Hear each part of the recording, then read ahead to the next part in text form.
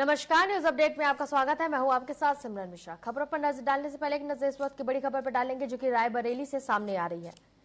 रायबरेली से इस वक्त की बड़ी खबर आपको बता रहे हैं। बेखौफ चोरों ने पुलिस अधीक्षक को दी चुनौती। बड़ी खबर आपको बता रहे हैं रायबरेली से, जहां पर एक बेखौफ चोरों ने पुलिस अधीक्षक को चुनौती दिया। पुलिस अधीक्षक कार्यालय परिसर में चोरी हुई है। चोरों ने परिसर से बल्ली प्लाई किए पार। 25,000 से ज्यादा बताई जा रही है बल्ली प्लाई की कीमत।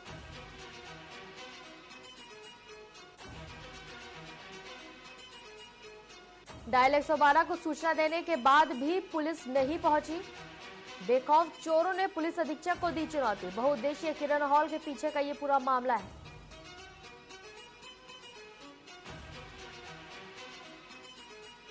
बेखौफ चोरों ने पुलिस अधीक्षक को दी चुनौती। इस वक्त की बड़ी खबर रायबरेली से आपको बता रहे हैं।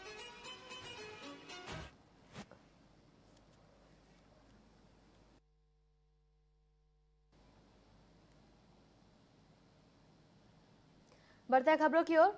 तो दिल्ली के कोचिंग सेंटर के बेसमेंट में हुई घटना के बाद अलीगढ़ विकास प्राधिकरण सतर्क नजर आया। विकास प्राधिकरण की टीम ने महानगर में 20 स्थानों पर ताबड़तोड़ छापेमारी की है। इस दौरान मानकों के विपरीत चल रहे कोचिंग सेंटर, अस्पताल, लाइब्रेरी और अन्य प्रतिष्ठानों को सीज किया गया। उन्होंने कहा कि किसी भी प्रकार से मानक के विपरीत कोई भी कार्य नहीं किया जाएगा और ऐसा करते पाए जाने पर कार्रवाई जारी रहेगी।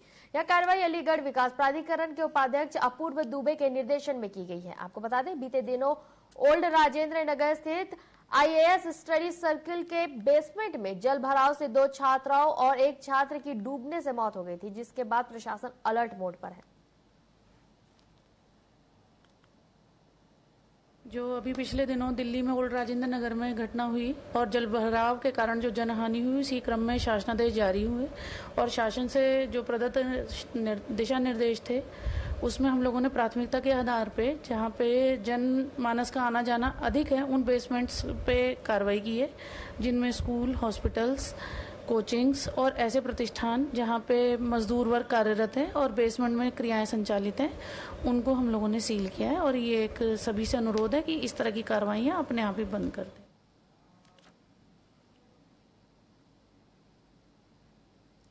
पाकिस्तान के पारा चिनार में शिया समुदाय पर हुए हमले का विरोध लखनऊ में जारी है। लखनऊ के रुस्तम नगर से दरगाह हजरत अब्बास के मुतवल्ली मिसम रिजवी ने मंगलवार को दरगाह के मुख्य द्वार पर विरोध प्रदर्शन का आह्वान किया है, जिसमें बड़ी संख्या में शिया समुदाय के लोग पहुंचे और पाकिस्तान में आतंकियों द्वारा मारे जा रहे शिया मुसलमानों के हित में आवाज उठाई। इस दौरान उन्होंने हाथों में तकिया लेकर पाकिस्तान मुर्दाबाद के नारे लगाए हैं और पाकिस्तान के झंडे को पैरों तले कुचलकर जलाकर दिया।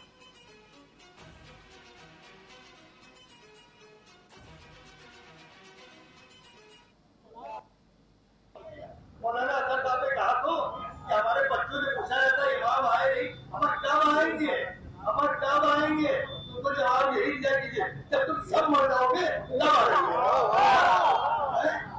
रोटी किसी बात किया, नमाज के दौरान तुम भागते हो, प्रार्थना के दौरान तुम भागते हो, रोटी किसी बात किया। आगे देखो हिंदू हुकूमत को है, हम बीजेपी और कांग्रेस नहीं जानते, हम हिंदुओं में जानते हैं। जौनपुर लाइन बाजार स्थित कलीचाबाद में अरुणोदय हॉस्पिटल पर वसूली का आरोप लगा है। मरीज के परिजनों ने बताया कि परिवार के एक सदस्य के छत से गिरने के बाद उन्हें अरुणोदय अस्पताल में भर्ती कराया गया था। गंभीर हालत में मरीज को 6 दिन ICU में रखने के बाद जब डिस्चार्ज करने को कहा गया तो डॉक्टर ने लंबा चौड़ा बिल थमा दिया। परिजनों का कहना है कि डॉक्टर हर दिन करीब 10,000 रुपए का बिल दिया है। वहीं जब डॉक्टर से संपर्क किया गया तो उन्होंने कुछ भी कहने से इनकार कर दिया। परेशान परिजनों ने बिल देने में असमर्थता जताते हुए जिला प्रशासन से मध्यस्थता करने का अनुरोध किया है।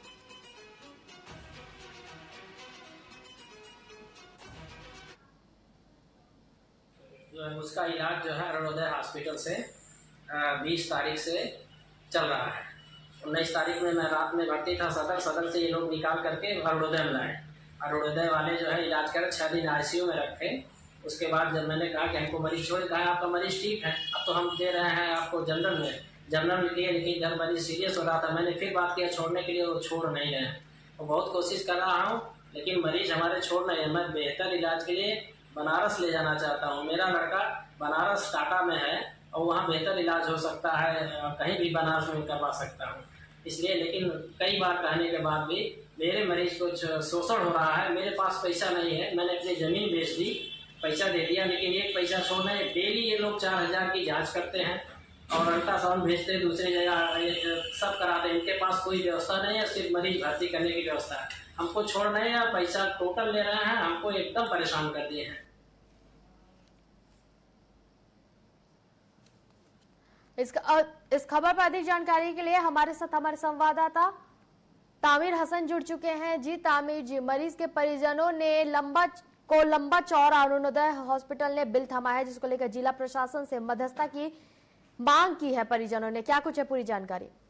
जी आपको बता दें कि जौनपुर के लाइन बाजार थाना क्षेत्र में स्थित है कलीचाबाद में ओझा हॉस्पिटल है। इस हॉस्पिटल पर मरीज के ससुर ने धन का आरोप लगाया है। मरीज के ससुर का कहना है कि उनकी बहू का इलाज पिछले 10 दिनों से इस हॉस्पिटल में चल रहा है और अब वो ठीक भी हो गई हैं। उसके बाद भी रोज डॉक्टर साहब, वहाँ के जो डॉक्टर हैं, वहाँ 10,000 रुपया रोज जमा करवा लेते हैं। मरीज के ससुर का कहना है कि अब उनके पास इलाज के लिए पैसे नहीं बचे हैं। जितने पैसे थे सारे पैसे उन्होंने इलाज में लगा दिए। जो जमीन थी वो जमीन भी उन्होंने बेच दिया। और जब वो डॉक्टर के पास जाते हैं, कहते हैं कि हमारे मरीज की छुट्टी कर दीजिए, तो वो कहते हैं कि हम छुट्टी नहीं करेंगे, अभी मरीज की हालत ठीक नहीं है। जो कि मरीज के परिजन जो है, ससुर उनके हैं, उनका कहना है कि हमारी बहू अब एकदम ठीक हो चुकी है। उनका कहना है कि हम किसी दूसरे अस्पताल में इलाज करवा लेंगे, लेकिन इस हॉस्पिटल के डॉक्टर जो है मरीज को छोड़ने का नाम ही नहीं ले रहे हैं। जब इस संबंध में टीवी 24 की टीम ने हॉस्पिटल के डॉक्टर से संपर्क किया तो डॉक्टर ने कैमरे पर कुछ भी बोलने से मना कर दिया और अपने लोगों से टीवी चैनल के पत्रकार के पास फर्जी मुकदमा दर्ज करवाने की धमकी भी दिलवा डाली। बड़ा सवाल यह है कि ऐसे हॉस्पिटल पर जिला प्रशासन कब कार्रवाई करता है, या तो आने वाले वक्त ही बताएगा। जी तामिर, तमाम जानकारियों के लिए आपका धन्यवाद।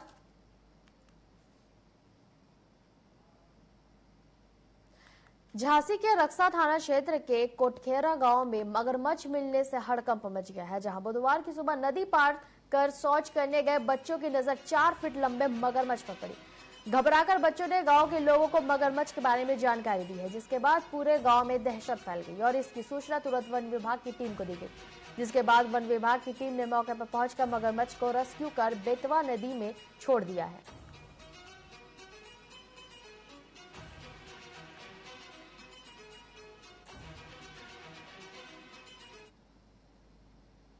लड़का शौच के लिए नदी में गया था, तो वहाँ पे उसने देखा कि मगरमच्छ वो दौड़ता हुआ वापस आया। कि वो अपने पापा जी से बोला कि पापा जी नदी में मगरमच्छ है, तो वो देखने गए।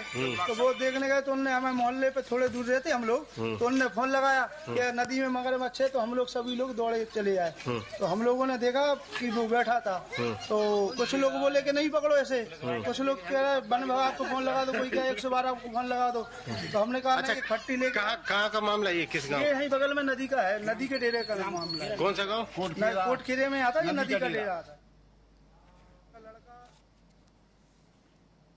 बुलंदशहर की सियाना कोतवाली क्षेत्र में एक मिनी बैंक संचालक पर 1,34,00,000 रुपए के गबन का मामला सामने आया है। Oxygen services India private limited के जोनल मैनेजर ने मिनी बैंक संचालक पर धोखाधड़ी करने का आरोप लगाया है। कोतवाली पुलिस ने तहरीर के आधार पर आरोपी संचालक के खिलाफ मुकदमा दर्ज किया है। ग्रामीणों ने आरोप लगाया कि मिनी बैंक संचालक ने उनके खातों में जमा की गई रकम को बैंक शाखा में नहीं डाला और पैसे लेकर फरार हो गए। ग्रामीणों ने गबन के खिलाफ हंगामा किया और सख्त कार्रवाई की मांग की है। कोतवाली प्रभारी ने बताया कि मामले की जांच चल रही है और उच्च अधिकारियों को भी अवगत करा दिया गया है।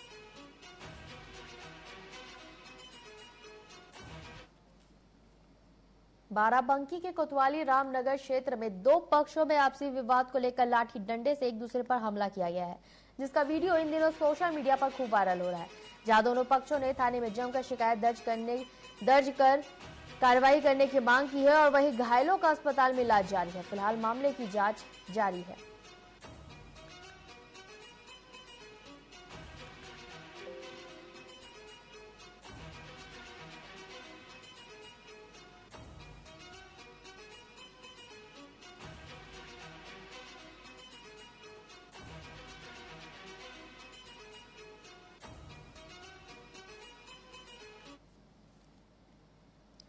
जौनपुर में मंगलवार रात को पुलिस और बदमाशों के बीच मुठभेड़ हो गई है। मुठभेड़ के दौरान आरोपी राहुल यादव के पैर में गोली लगी, जबकि उसका दूसरा साथी फरार हो गया। राहुल यादव पर कई जिलों में दर्जनों मुकदमे दर्ज है। घटना के बाद घायल को इलाज के लिए अस्पताल ले जाया गया है। उसके पास से एक पिस्टल, एक खोखा और 2 जिंदा कारतूस बरामद हुए हैं।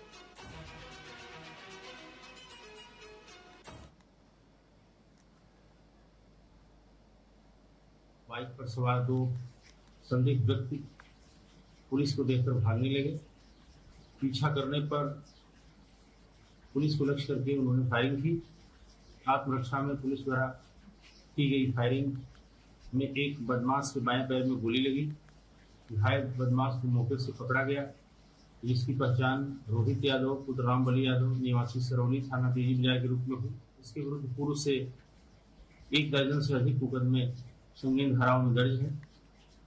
इस प्रकरण में साक्ष्य संकलन एवं अन्य विधिक कार्यवाही की जा रही है। कन्नौज की सड़क हादसे की एक खबर सामने आई है, जहां कैबिनेट मंत्री नंद गोपाल नंदी के पुत्र बहु सड़क हादसे के शिकार हो गए। यह हादसा तिरवा कोतवाली क्षेत्र के लखनऊ आगरा एक्सप्रेसवे का हुआ है। बताया जा रहा है कि उनकी कार डिवाइडर से टकरा गई, दुर्घटनाग्रस्त हो गई है। हादसे में घायल दोनों को मेडिकल कॉलेज से लखनऊ पीजीआई रेफर किया गया है।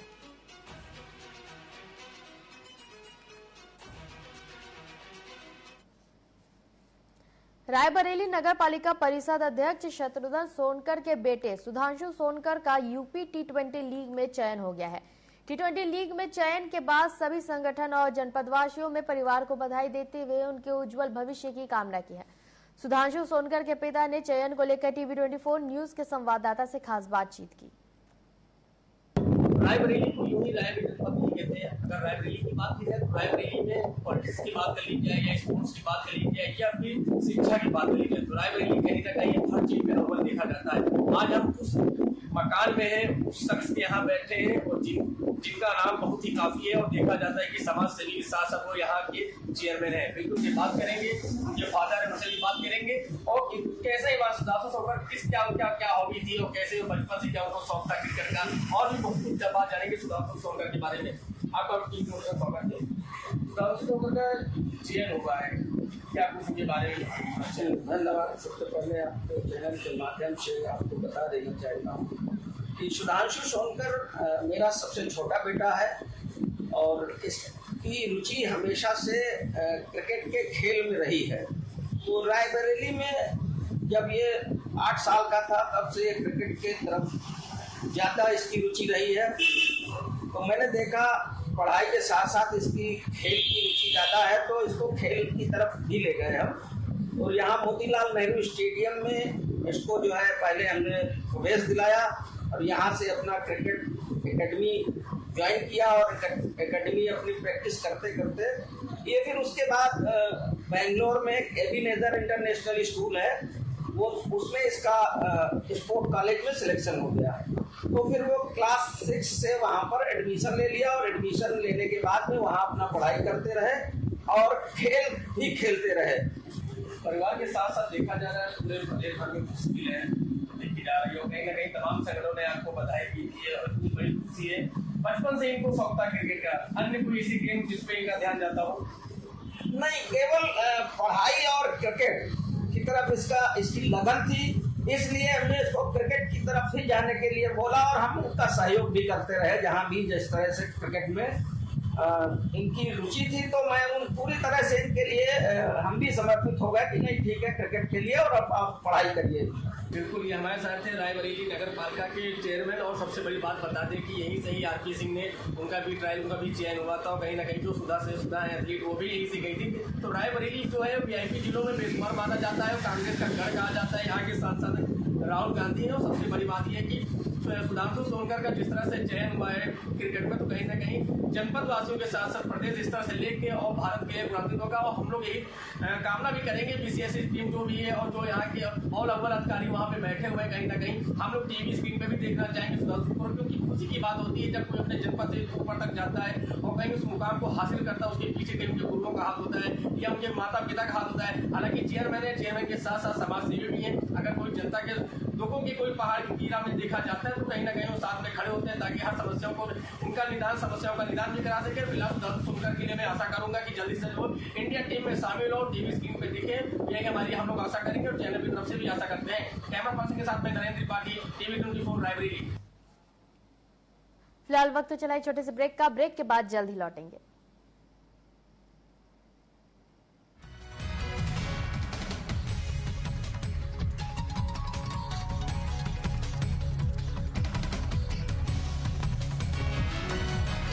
प्रधानमंत्री नरेंद्र मोदी के मार्गदर्शन एवं मुख्यमंत्री पुष्कर सिंह धामी जी के कुशल नेतृत्व में उत्तराखंड सक्षम एवं सशक्त राज्य के रूप में आगे बढ़ रहा है। संपूर्ण समावेशी विकास के लक्ष्य को हासिल करने के लिए चलाई जा रही योजनाओं में सुधार करने और उन्हें जन जन तक पहुंचाने का काम तेजी से किया जा रहा है। राष्ट्रीय खाद्य सुरक्षा योजना के माध्यम से प्रदेश में गरीबों और आर्थिक वर्ग के कमजोर तथा बीपीएल परिवारों को कम कीमत पर खाद्य सामग्री उपलब्ध कराई जा रही है। इस योजना के अंतर्गत प्रति राशन कार्ड 35 किलोग्राम खाद्यान्न, जिसमें 13 किलो गेहूँ, 21 किलो चावल तथा 1 किलोग्राम चीनी प्रति राशन कार्ड बहुत ही मामूली दर से दी जाती है। मेरा नाम स्वामीनाथ मौर्य है और हमको फ्री राशन मिलता है। हमारा काम चल रहा है, गुजारा बस हो रहा हमारा बस।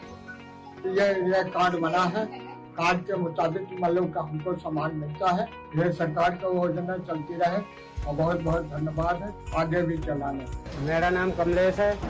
खादी योजना वाला राशन मुझे 15 किलो चावल, 10 किलो गेहूँ मिलता है।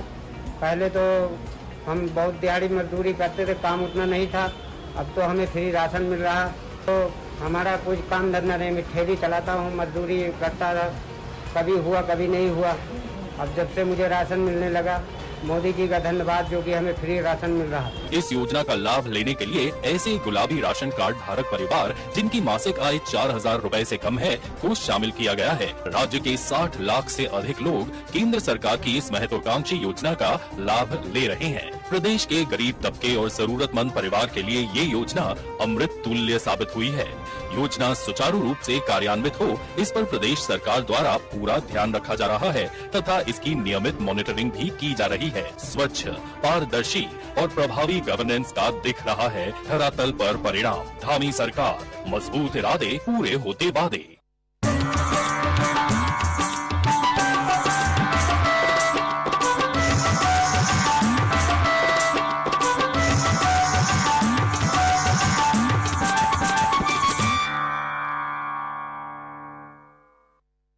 Rabindranath Tagore University Bhopal NIRF ranked for 5 consecutive years. 600 से ज्यादा company types. Rabindranath Tagore University।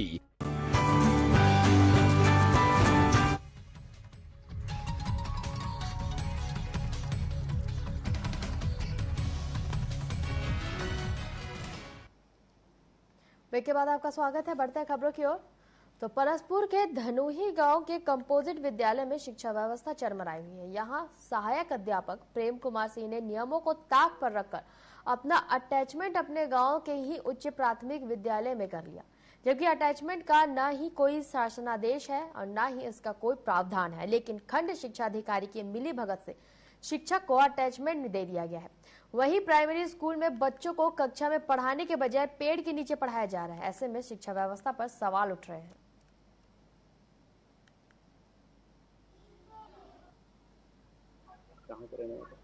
धनुही, ग्राम अर्जुनपुरा, मौजा धनुही, ब्लॉक परसपुर।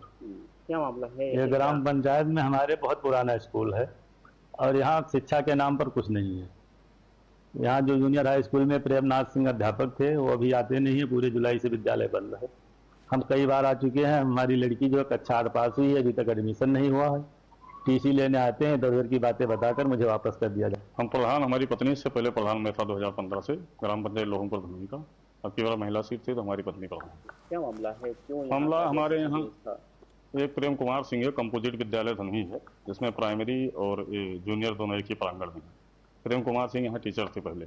अब वो अवैध तरीके किस तरह अपना सम्मत करा लिया, यहाँ चले गए। पूरा जुलाई हो गया, विद्यालय बंद है। बीआरसी पे मैं कई दिन गया, वहाँ लिखित में भी दिया या वैसे भी गया, मिला कि वहाँ पे कोई पोस्टिंग कर रहे थे, हटाइए। अब यहाँ कोई चार्ज नहीं लिया, बच्चे पढ़ रहे, जो पढ़ रहे थे वो भी बच्चे चले गए यहाँ से। अभी हमारे संज्ञान में नहीं ये मैटर था, अभी आप द्वारा बताया गया तो हम उसकी जांच कराते हैं वीओ से और उसकी जांच आख्या जो है मंगा के उस पर कार्रवाई करते हैं। क्या किसी दूसरे विद्यालय में शिक्षक अटैच हो सकते हैं, ऐसा कोई नियम है? नहीं, विशेष परिस्थितियों में जैसे कहीं विद्यालय बंद हो रहा है किसी कारणवश तो उसमें अटैचमेंट किया जा सकता है, लेकिन समयबद्ध 2-4 दिनों के लिए अगर कोई विद्यालय बंद हो रहा है, कोई छुट्टी पे जा रहा है। जौनपुर में विशेष समुदाय के लड़कों ने लड़की के साथ छेड़खानी की है। गांव के एक व्यक्ति ने रोकने की कोशिश की तो उस पर गाली गलौज का धारदार हथियार से वार कर दिया। हादसे में व्यक्ति गंभीर रूप से घायल हो गया। पीड़ित ने बताया कि उस पर कुल्हाड़ी से वार किया गया है। उनका सामुदायिक स्वास्थ्य केंद्र में इलाज चल रहा है।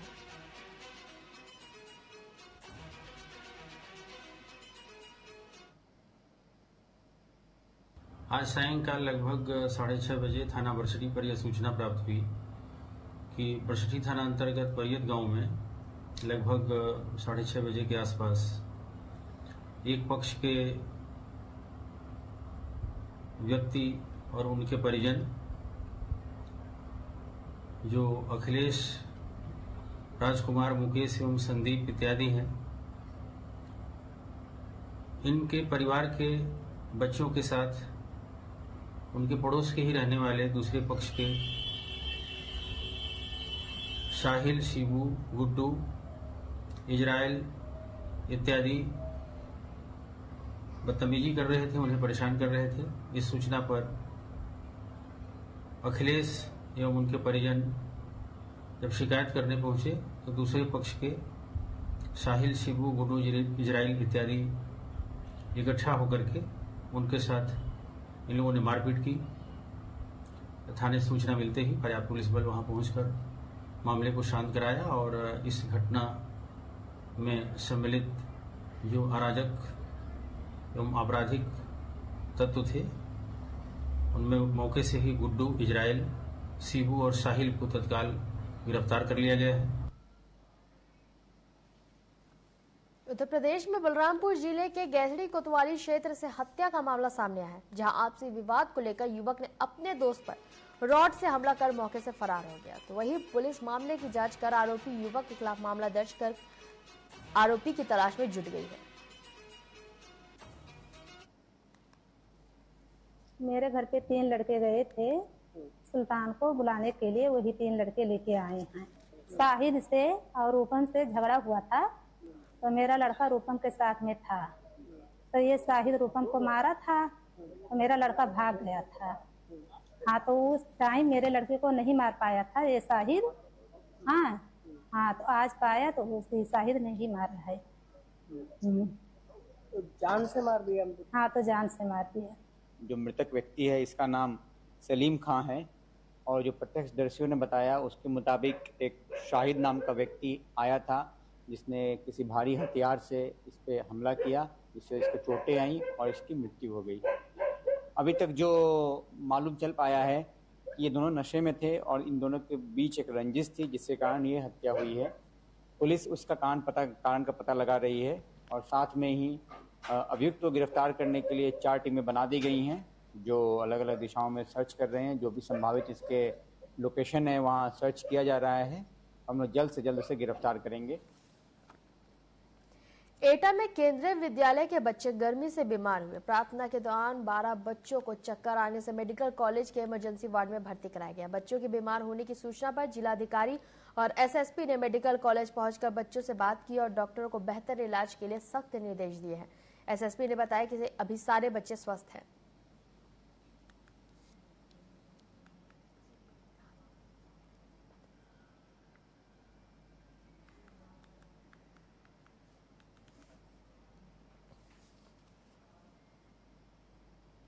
आपको सीधा लिए चलते हैं उत्तर प्रदेश की विधानसभा में, जहां पर आज मानसून सत्र के तीसरे दिन की कार्रवाई शुरू हो चुकी है। तो कल 100% लग जाएगी। ये याचिकाएं अब क्योंकि 100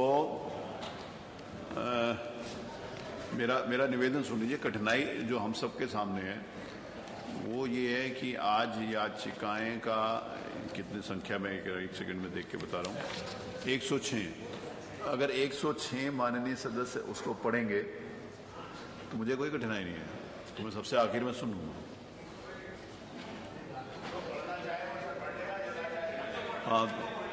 ये निर्णय स्वागत योग्य है। हाँ, चलिए आखिर में सुन लेंगे। याचिकाएं अभी नहीं लेंगे, सबसे लास्ट में लेंगे। आज ये चलिए सबसे लास्ट में लेंगे याचिकाएं। सब लोग पढ़ें, अच्छी बात है, उनकी बात, उनका मैसेज क्षेत्र में जाना भी चाहिए। उत्तर प्रदेश विधानसभा की कार्य मंत्रणा समिति ने अपनी दिनांक 30 जुलाई 2024 की बैठक में निम्नलिखित सिफारिशें की हैं। दिनांक 31 जुलाई 2024 को निम्नलिखित विधेयकों का विचार और पारण करा लिया जाए। उत्तर प्रदेश नोडल विधायन रीजन निर्माण क्षेत्र विधेयक 2024, बोनस संदाय उत्तर प्रदेश संशोधन विधेयक 2024, कारखाना उत्तर प्रदेश संशोधन विधेयक 2024। शेष कार्यक्रम यथावत रहेगा। मंत्रियों के द्वारा वक्तव्य नहीं है। कार्य स्थगन आज नियम 56 के अंतर्गत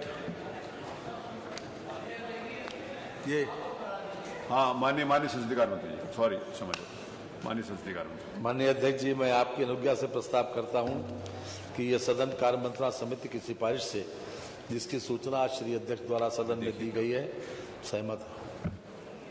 प्रश्न ये है कि जो प्रस्ताव माननीय संसदीय मंत्री द्वारा प्रस्तुत कर दिया गया, ये सदन सहमत है। जो माननीय के सदस्य पक्ष में हो कृपया हाँ कहें, जो माननीय सदस्य के विरोध में हो कृपया नहीं कहें। सर्वसम्मति से आज नियम 56 के अंतर्गत केवल 13 सूचनाएं प्राप्त हुई, इनमें से कोई भी ग्राह्य नहीं है, तो इसीलिए नियम 56 के ऊपर चर्चा नहीं करें। मत संख्या 34 माननीय कोई है ही नहीं मामला, कोई मामला नहीं है। आप नोटिस पढ़िए, कोई मामला हो तो बताइए, मैं सुनूंगा।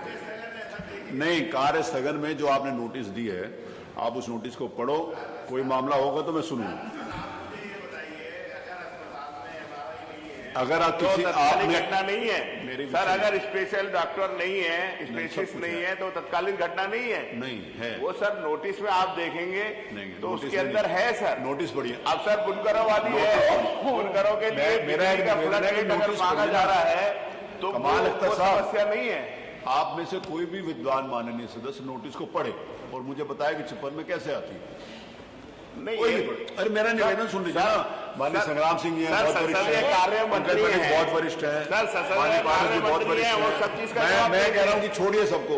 माननीय नेता प्रतिपक्ष कह रहे हैं कि वो नोटिस स्वीकार होगा तो मैं स्वीकार करूंगा। अरे सर आप सुन तो लीजिए। अरे मैं जवाब नहीं आता, ठीक है, तब जवाब नहीं आता, लेकिन विपक्ष की बात तो सुन लीजिए सर। मैं कह रहा हूं कि माननीय नेता प्रतिपक्ष जो 2 बार इस शासन को सुशोभित कर चुके हैं, वो अगर कहें कि रायता में भी आता, मेंटेनेबल भी है, अगर वो मेंटेनेबल है तो मैं सुन। अस्पताल में डॉक्टर नहीं है, एम्बुलेंस नहीं है सर, आज दिन जो है बंदर के काटने के, सांप के काटने के इंजेक्शन नहीं है सर। 56 में किसमें नहीं आ रहा? नहीं, आप देखिए ना सर। मैं देख रहा हूं, मैं कह रहा हूं, मैंने इससे बड़ी बात मैं नहीं कह सकता कि माननीय नेता प्रतिपक्ष कह दे कि ये जो नोटिस दी गई है ये मेंटेनेबल है, मैं उसको मेंटेनेबल मान। चलो नेता प्रतिपक्ष छोड़ दो, आप में से कोई पढ़कर बता दे मेंटेनेबल। नहीं सर, हाँ बोलो। मानवर, जो हमारी नोटिस है, आप नोटिस पढ़िए। मैं पढ़ा हूँ, बैठ के तैयार भी किया था। उस नोटिस को पढ़िए जो है, वो तैयार किया है सर। वो कैसे मेंटेनेबल है बताइए। नियम 56 पढ़िए और उसके साथ उसको जोड़िए, उनका तालमेल करिए और मुझे बताइए कि कैसे मेंटेनेबल है। मानवर, आपसे अनुरोध है कि बहुत सेंसिटिव इशू है, अगर आप इशू देश में बहुत सारे सेंसिटिव हैं, लेकिन नोटिस तो कम से कम सही सर। सरकार जवाब नहीं देना चाहती स्वास्थ्य। अरे सरकार जवाब देगी, आप मैं कह रहा हूँ सर, आज अस्पतालों में दवाइयाँ उपलब्ध नहीं है, इसके ऊपर विस्तार से डॉक्टर उपलब्ध नहीं है। ये क्या तत्कालीन घटनाएं नहीं है? कहाँ लिखा हुआ आपने, कौन से अस्पताल में? एम्बुलेंस नहीं है। माननीय नेता प्रतिपक्ष, ट्रामा सेंटर माननीय नेता प्रतिपक्ष नहीं है। बैठ जाइए सब लोग। इसको बड़ा विशेषाधिकार है। आप चाहें तो, चूंकि जनहित का मामला है, नियम में क्या है अब उसके बारे में चर्चा कराइए, लेकिन ये सही है कि जनहित का मामला है, और अगर यहाँ उठ जाएगा तो सरकार का ध्यान आकृष्ट हो जाएगा, सरकार उस पर कुछ कर देगी। ये आपको बड़ा विशेष अधिकार मिला है उस पीठ को कि अपने अधिकारों का प्रयोग करते हुए इसे कर दीजिए। माननीय नेता प्रतिपक्ष, आपने मेरी बात का जवाब नहीं दिया कि मेंटेनेबल है कि नहीं है, ये बताइए। आपको विशेष अधिकार, अरे आपसे थोड़ी पूछा है, आप हमारे संरक्षक हैं यहाँ पे। संरक्षक का मतलब है जो मर्जी कर दे। नहीं सर, अगर आप ये बताइए स्वास्थ्य सुविधाएं बहुत गंभीर, मतलब इस प्रकार के पहले भी सूचनाएं आती रही हैं, कभी कभी आपने भी दिया होगा। चलिए माननीय, लेकिन ये एक अस्पताल से संबंधित है ना, आपकी बात मानिए, अस्पताल से संबंधित अपने विशेष अधिकार का प्रयोग करके सुन लीजिए। नेता प्रतिपक्ष की बात आप कहाँ से खड़े हो गए? एक मिनट, अरे बिना मतलब कभी नहीं खड़ा होता हूँ, मानो कभी खड़ा नहीं होता हूँ, आज पहली बार खड़े हो। आज भी क्या खड़े हुए? बुनकरों का मामला है, मानो ले लिया बुनकरों का मामला है, बुनकरों का मामला है, ले लिया, उसमें नाम है तुम्हारा। हाँ ठीक। अच्छा ये बताओ सुधाकर जी, माननीय सुधाकर जी, ये बताइए कि बुनकरों का मामला ज्यादा इंपॉर्टेंट है कि चिकित्सा वाला? तो दोनों ना, तो कौन सा सुने? दोनों ही इंपॉर्टेंट है। चलिए माननीय, क्योंकि मैं नेता प्रतिपक्ष का बहुत सम्मान करता हूँ। मैंने भी नियम 56 में बड़ा महत्वपूर्ण विषय दिया, बाढ़ और नियमित बाढ़ की वजह से वो भी वही है जो इनका है, और बाढ़ वो भी वही है जो इन्होंने, वो भी उसी श्रेणी का नोटिस है, वो भी उस। माननीय मोना जी, मेरे को आपको कुछ बताना पड़े तो ये मेरे को अच्छा नहीं लगता, प्लीज बैठे। वो भी उसी श्रेणी का है जिस श्रेणी में मैं चर्चा कर चुका हूँ। अब कहने का जब नंबर आएगा तब कहना ना, मैंने सवेरे कहा था कि आपकी सुनी जाए, अब नहीं सुनेगी तो हम क्या करें। देखिए, जो प्रदेश में बुनकरों के फ्लैट रेट की वृद्धि के संबंध में है, ये मैं माननीय नेता प्रतिपक्ष के सुझाव पर इसको सुनने के लिए तैयार हूँ। इसके ऊपर पहले श्री राम मूर्ति वर्मा, श्री राजेंद्र कुमार जी, मोहम्मद फहीम इरफान, रफीक अंसारी, सुधाकर सिंह जी, जाहिद बेग, इस पे 2 लोग बोलेंगे। चिकित्सा के ऊपर कोई एक माननीय सदस्य अपनी बात कह देगा और उसका जवाब 2 नहीं, आग्रह है 2 लोग। चलिए, मैंने मुख्य सचेतक की बात मान ली, 2 लोग उसके ऊपर बोलेंगे और 2 लोग इसके ऊपर बोलेंगे, उसकी बात का जवाब आ जाएगा। तो पहले बुनकरों के ऊपर सुनते हैं, कौन बुनकर पे पहले कौन बोलेगा? सुधाकर जी बोलेंगे? नहीं, सॉरी, नजूल पर बोलेंगे। 1 मिनट, कहा बुनकर के ऊपर, माननीय अध्यक्ष जी, बुनकर के ऊपर 2 लोग बोलेंगे, श्री राजेंद्र सिंह जी, रफीक। सुधाकर तुम्हारा नाम तीसरे नंबर पे है, 2 लोगों ने बोला। कौन बोलेंगे? 2 लोग कोई भी बताइए। किसका? आपने सबका नाम लिखा, जितने उसने नाम है। अरे जब वो ना लेने होते यार तो मैं क्या करूं यार? बोलो मुख्य सचेतक जी। बोलो डॉक्टर, बोलो। डॉक्टर वर्मा, डॉक्टर वर्मा बोलेंगे और सुधाकर जी बोलेंगे। ये हमारे सिद्धार्थ सिंह, सिद्धार्थ सिंह। नियम 56 की सूचना पर प्रदेश के एक अविलंबनीय लोक महत्व के विषय पर, नहीं चिकित्सा पर, सिद्धार्थ नाथ सिंह, बुनकर पर। इसके बाद माननीय अध्यक्ष जी, आपने नियम 56 की सूचना पर प्रदेश के एक अति अविलंबनीय लोक महत्व के विषय पर मुझे बोलने का अवसर दिया। मैं आपका इसके प्रति आभारी हूं। मान्यवर, आज पूरे प्रदेश में स्वास्थ्य सुविधाएं ध्वस्त हो चुकी हैं। आपने अभी कहा था कि किसी एक स्पेसिफिक घटना का जिक्र नहीं है। मान्यवर, सबसे पहले मैं वहीं से प्रारंभ करता हूं। अगर ग्राह्यता के ऊपर बात करोगे फिर उसी पे चर्चा करूंगा। मैंने जो कहा था, अगर आप उस बात के ऊपर चर्चा करने के लिए तैयार हो तो फिर वहीं से शुरू करना पड़ेगा। तो इसीलिए सीधा अपनी बात पर आइए। अगर मेरी बात पर चर्चा करोगे तो फिर मैं वहीं से शुरू करूंगा और वहीं से पूछूंगा। मैं उसी पर अपनी बात पर आइए।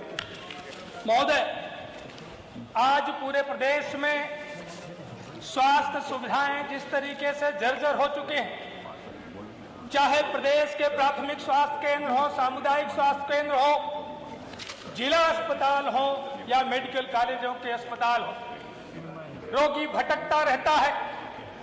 उसको स्ट्रेचर से लेकर के जो मैन पावर की सुविधाएं मिलनी चाहिए, जो जांच की सुविधाएं मिलनी चाहिए, जो उसको दवाइयों की सुविधाएं मिलनी चाहिए, वो आज प्रदेश के मरीजों को नहीं मिल पा रही है। कितनी बार आपने देखा होगा, मरीज अस्पताल में भर्ती नहीं हो पाता, स्ट्रेचर पर ही इलाज के अभाव में दम तोड़ जाता है। मानवर किसी भी अस्पताल में चले जाइए, आपकी नीति के अनुसार 8 बजे सुबह से लेकर के ओपीडी का समय प्रारंभ होता है।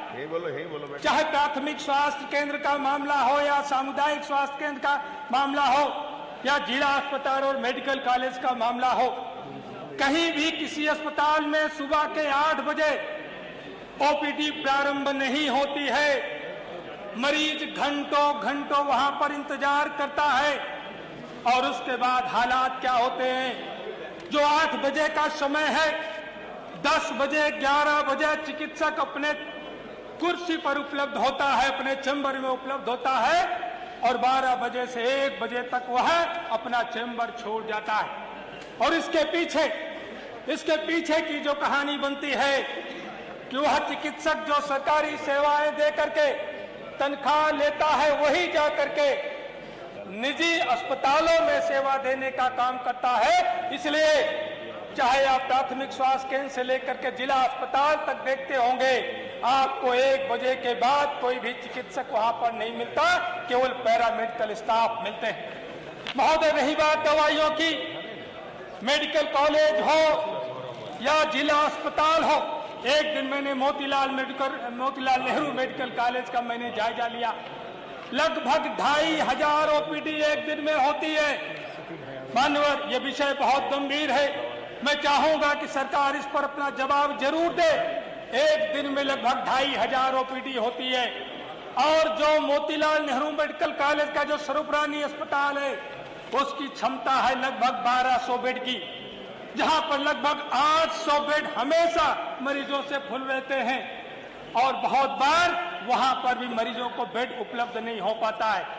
महोदय, उन अस्पतालों को सरकार कितना बजट आवंटित कर रही है, यहाँ पर बैठा हुआ एक माननीय सदस्य इस बात को जानता है कि अगर एक मेडिकल कॉलेज के अस्पताल में 2500 ओपीडी हो रही है, अगर एक मरीज के पीछे 200 रुपए की दवाई का खर्चा आ रहा है, तो एक दिन की ओपीडी का खर्चा कितना होगा, मनोर इस बात का अंदाजा लगाया जा सकता है। लगभग 5 लाख रुपए से ज्यादा की मेडिसिन एक दिन के लिए इसको ओपीडी के लिए चाहिए। मान्यवर, इसी तरीके से अगर इंडोर पेशेंट को देखा जाए और एक दिन का 1000 का भी खर्चा आता है, तो लगभग एक दिन का खर्चा आप देखेंगे 80 लाख रुपए का खर्चा एक दिन का आएगा। और महीने भर का अगर 30 दिन का आप जोड़ लेंगे तो यह बजट कहां चला जाएगा। लेकिन सरकार उन अस्पतालों में मरीजों के इलाज के लिए कितना धन आवंटित करने का काम करती है। मुझे लगता है कि मैं जो ब्यौरा ले रहा था, एक वर्ष में 7 से 8 करोड़ रुपए की मेडिसिन के लिए आपके जरिए, जो सरकार के जरिए वहां पर वित्तीय व्यवस्था कराई जाती है या उसके बराबर की मेडिसिन मुहैया कराने का काम किया जाता है मेडिकल कॉर्पोरेशन के द्वारा। मानवत, इसलिए मैं ये अपील करना चाहूंगा सरकार से कि गरीबों को चिकित्सा सुविधाएं मुहैया कराने के लिए उनको अस्पताल में जांच की सारी सुविधाएं मिल सके, एक्सरे से लेकर के एमआरआई तक की सुविधाएं मिल सके, इस बात को सुनिश्चित कराने के लिए हर एक अस्पताल को संसाधन युक्त करने की जरूरत है। अन्यथा मरीज जाकर के कहीं स्ट्रेचर पर दम तोड़ देगा और कहीं बेड पर दम तोड़ देगा। मानव, एक बहुत गंभीर घटना की ओर पूरे सदन का मैं ध्यान आकर्षित कराना चाहूंगा। दिनांक 8/11/2023 को रानी दुर्गावती मेडिकल कॉलेज बांदा में एक जघन्य अपराध अस्पताल में हुआ। मानवर, एक राम सेवक सनाप श्यामलाल निवासी अनाथुआ अतर्रा जिला बांदा का निवासी था, जो अपनी पत्नी पंचवटी विश्वकर्मा को लेकर के अस्पताल में जाता है और उसको एक अस्पताल में एक बच्चे का जन्म देती है और उसके बाद रात के वक्त उसके परिजन जब नींद में हो जाते हैं, मरीज ही वहां से लापता हो जाता है। जब परिजनों की नींद खुलती है और अपने मरीज को तलाशते हैं, अस्पताल प्रशासन को उसकी सूचना देते हैं, पुलिस को सूचना देते हैं, पुलिस ने सर्च करने का काम किया लेकिन बेड पर मरीज नहीं मिला और अगले दिन वहीं पर नाली में मरीज का शव पाया जाता है। इस बात को लेकर के वहां पर एफआईआर कराई गई, लेकिन एफआईआर में पुलिस ने लीपापोती करने का काम किया, एक भी अपराधी खोजने का काम नहीं किया है। माननीय, मैं आपसे एक व्यवस्था माननीय चाहता महोदय जी, एक व्यवस्था मैं मांगना चाहूँ।